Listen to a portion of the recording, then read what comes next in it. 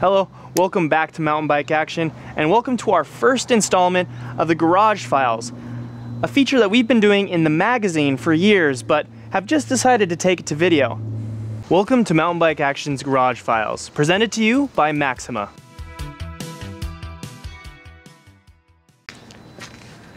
My name is JJ, and before I ever worked in media, I was a bike tech at a bike shop, and so I know a thing or two about making a bike run smoothly.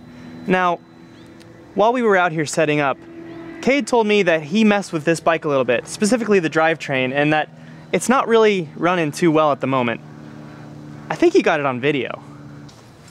So today JJ is going to teach us how to troubleshoot any issues you may run into with your derailleur.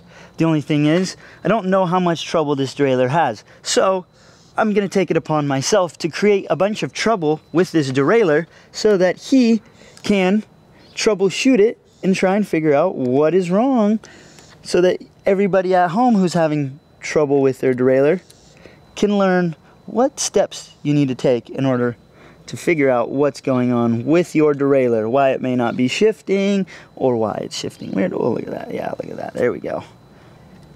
There we go. That doesn't look too good. I'm sure that's going to need some adjustment. So let's call on JJ here and have him come by and see if he can fix this. So let's see what kind of trouble Cade got us into. Ooh. So it doesn't go all the way down.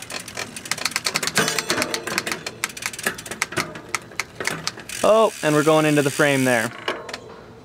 All right, looks like we have some pretty nasty stuff going on. It seems things are pretty messed up. So I'm gonna take a few steps first to put us on the right path before I do too much. What I'm gonna do first is I'm gonna release the cable so that there's no longer any cable tension on the derailleur.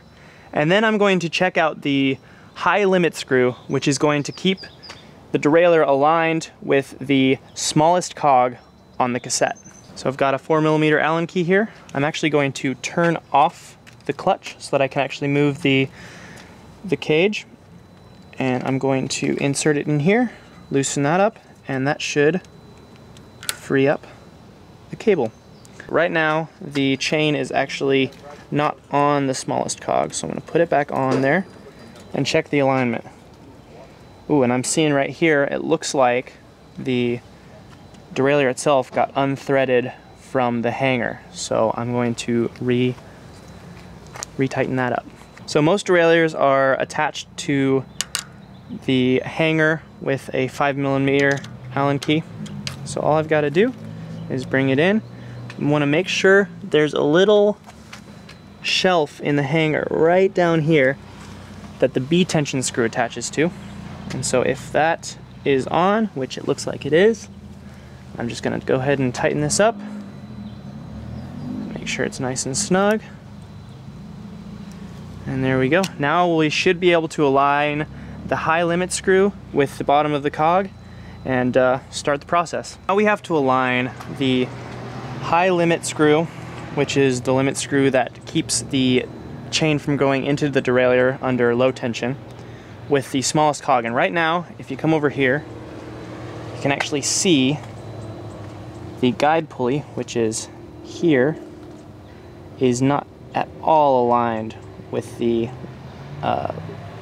lowest or highest ring. Take a 2mm, make sure I'm getting the right screw in there, which is this one. It'll have a little H on it most of the time. On SRAM, this is a 3mm. And I'm going to screw it in until I am reasonably satisfied with the alignment. You don't want it to be too far out to where it's going to go back into the frame, but you also don't want it too close to the second cog so that it catches. So you want like a nice even gap where the chain kind of comes down, and it's good to go. So right now it's aligned. If I were to pedal right now, it would stay on that cog without going into the chain, without going into the frame. This is also a really good time to check the alignment of the derailleur hanger, see if it's bent. If it is, usually the derailleur will be pointing in towards the wheel or out.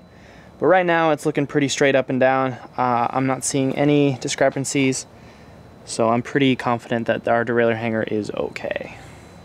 So there's a lot that can go wrong with the cable. It can get kinked, the housing can get kinked, it can get sticky on the inside, it can even rust on the inside. Most cables have like this coating that Shimano has that it's a low friction coating basically that allows it to have a longer life. But in this case, I'm just gonna remove this. I'm gonna keep the cable end in there. I don't think there's any reason to really remove this cable. I'm gonna look at these. You can see those little things in there. That, if they get too long, can be a problem, but for right now, they seem to be okay. We're actually gonna move to the front of the bike now. So right here, I can already tell somebody screwed this this barrel adjuster almost all the way out. Like if I were to take it a few more turns, yeah, we're already out. And that barrel adjuster is what allows you to index correctly and do small increments of cable tension. So I'm gonna go ahead and screw that almost all the way in and then back it out about 4 turns so that I have enough to both let out or push in what I need when I've tightened the cable from the inside. So there's that. And so 1, that's about good right there, maybe a little bit more. So you see those little wires, they're a little bit more pronounced than they were at the bottom, but still not to a point where I'm necessarily worried and I would feel like I have to change the housing or trim it down. But I am going to have to lubricate it to get the smoothest shifting I can when I do put this thing back together. So let's take care of that real quick. So for cable lubrication, there's a lot you can do. There's lightweight greases and 3-in-1 oils that are good, but we use the Maxima MPPL oil. It's a multi-purpose penetrating lube, and we're just gonna drip a few drops in the top and a few drops in the bottom and just kind of run it through really gently and get it so that it's gonna be as smooth as possible when we put it back together. Just finishing up, getting this cable properly lubed up with the Maxima MPPL oil. On another day, I might take the cable completely out and bathe the whole thing in it, but for now, just dripping it in and working it through should be good to go.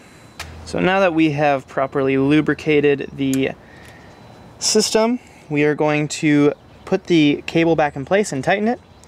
Now, the routing of the cable into the area where you tighten it is important. Sometimes people put them through here and then around, but the way Shimano wants you to do it is over, down, and through and up.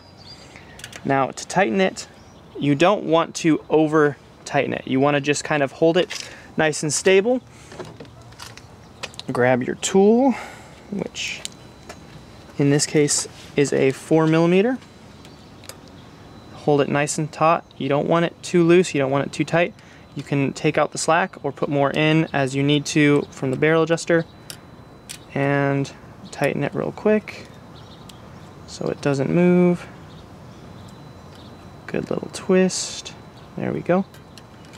Now that may be too loose, it may be too tight, but we will figure that out later. This is out of the way, we should be good. So now we can start running through the gears from the bottom, from the top to the bottom, technically, high to low. And I'm just gonna go slowly, see if my tension is right, and you can already tell I need a little bit more tension in this system because as I flip up, it's not properly tensioning itself.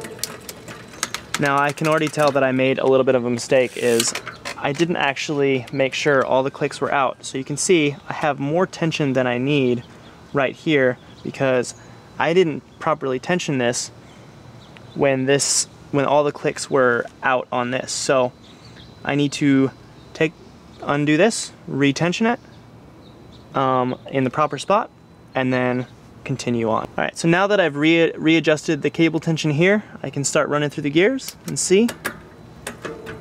Got 1, going up 2. So far so good. Looks like we're indexing pretty well. No skipping. No jumping. Oh, and we've hit a roadblock. Seems like our low limit screw is almost all the way bottomed out, and what that means is this is limiting the derailleur from going all the way to the innermost cog on the chainring. We're gonna screw this out a bit, but too much can be catastrophic, too little, and we're not gonna get into the biggest cog. So screw it out, and we can push on that, see where we're going. A little bit higher, still not quite there.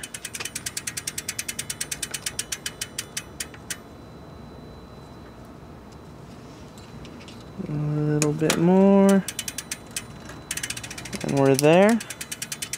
Okay, so now we're at a point where we need to figure out if this is going to go too far, and by the alignment I see right here, it's still too far to the outside of the bike. You can see this guide pulley is still on the outside of the wheel from that. So we're still a little bit too far outside of this largest cog to make it work quite right. So we want to get it aligned perfectly so that it aligns with the largest cog, but it doesn't go so far that it's going to go into the spokes. Going in, and that should do it right there. I'm going to back off a teensy weensy bit to give myself a little bit of wiggle room. And there we go. I should be able to guide the chain up and down smoothly now without going either into the frame or into the spokes. And that's very important because that is a very easy way to cause a lot of damage to your bike.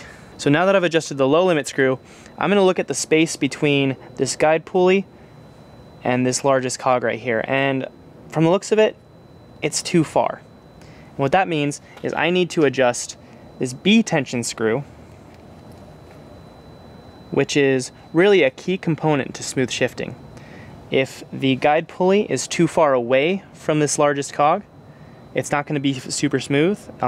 It might shift, but it's going to be rough. If it's too close, it's actually going to hit one of these cogs and cause a grinding that's really not enjoyable when you're shifting up and down.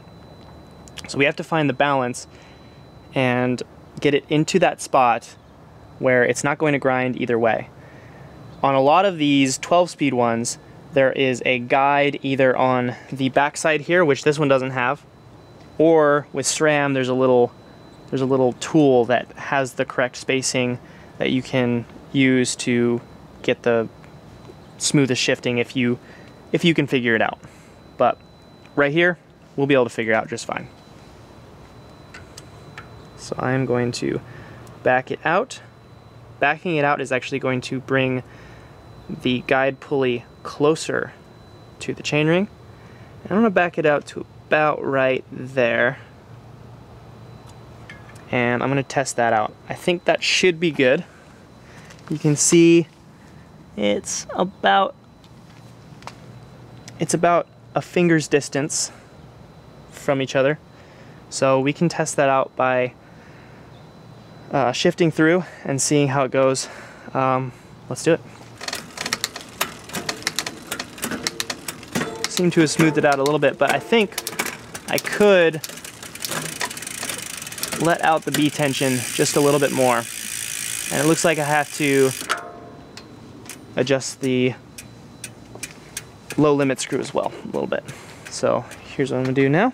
I'm going to put a little bit into the low limit screw, just a teens.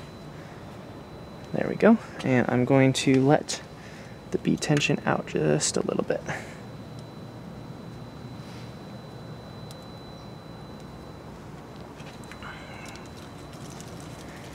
And that should be good. Let's try it out again.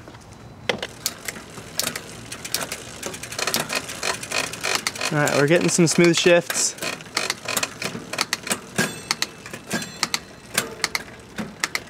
All the way through. What want to make sure everything's tensioned, everything's in a good spot. Looks like I still have to, I have to adjust the high limit as well. Sometimes these things can shift depending on, there we go, where other things are in the system. Our main goal is smooth shifting without putting the chain in the spokes or in the frame. We are shifting smoother and smoother. The action in the shifter itself feels really good. Our cable is well lubricated, which is nice. One thing though, we can shift as good as we want on the stand without any tension on the cassette, on the drive system. But the real test is when we take the bike out of the stand and actually ride it and shift it on the ground. I'm just gonna do a quick test, bottom to top, top to bottom. Goes from the lowest gear first. Feels pretty good. To the tallest gear. Feels all right. Every gear shift in between feels good. I think I'm gonna check one more thing in the stand and we'll be done. So I mentioned that I wanted to check one more thing, and that's just to run through the whole thing again. Make sure everything's tight, feel it all up, check the alignments once more, and see how everything's looking. Maybe take the tool to the high or low limit again and fine tune. For the most part, on the bike, felt great. Only thing that can be done now is to ride the bike, and as you go, if you feel a little discrepancy, use this little guy here on the trail anytime, easy to reach, and that'll help a lot. Thanks for watching the first episode of the Garage Files, where we troubleshot this troubled drivetrain thanks to Kate, our cameraman. We'd like to know what you'd like us to fix next, so if you want to leave a comment below with what you think, please do. If you like this video, please give us a thumbs up, and of course, subscribe to the magazine and to the YouTube channel. It'd be much appreciated. We're going to be bringing you a lot more of these, so we're excited to do that. Until then, we'll see you next time. Let's go ride bikes.